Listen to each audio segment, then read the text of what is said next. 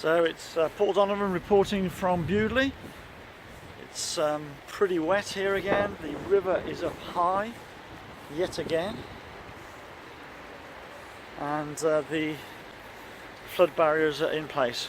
Another great breakfast with the lads here in sunny Bewdley, and yeah, nice one, Paul. Yes, that's a great photo actually. It's a video. So, the old River Severn's up again, and the flood defences are in position.